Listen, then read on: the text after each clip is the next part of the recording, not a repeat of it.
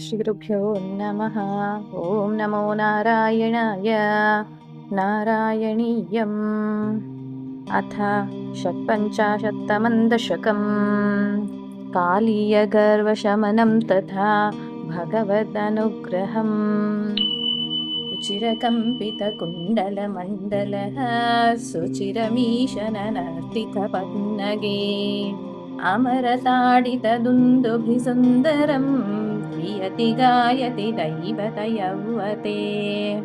नमति यद्यदमुष्य शिरोहरे परिविहाय ददुन्नतमुन्नतम् परिमथन् पदपङ्करुहाचिरम् यहरथाः करतालमनोहरम् त्वदवभग्नविभुग्नफणागणे गलितशोणितशोणितपाथसे फणिपताववसीदति सन्नताः तदबलास्तव माधव पादयोः।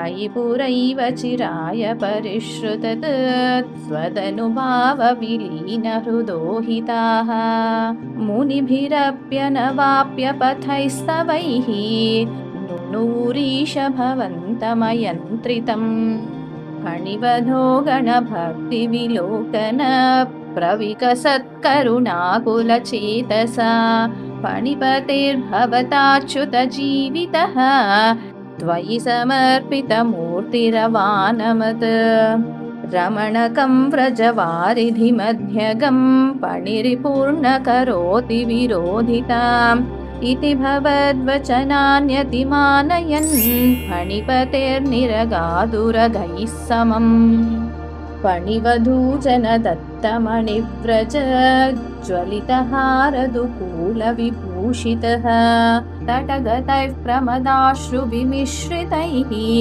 समगता स्वजनैर्दिवसावधौ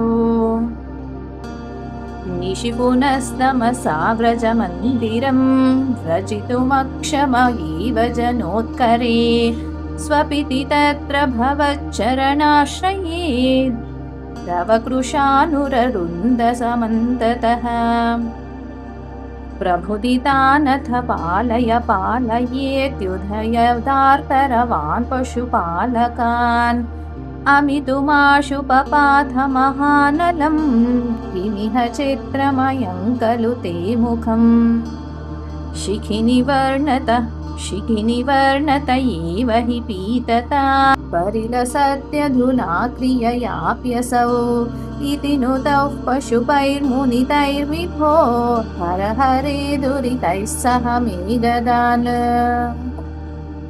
इति श्रीमन्नारायणीये कालीयगर्वशमनं तथा भगवदनुग्रहं चेति षट्पञ्चाशत्तमं दशकं समाप्तम्। नारायणखिलगुरो भगवन्नमस्ते। गुरुभ्यो नमः।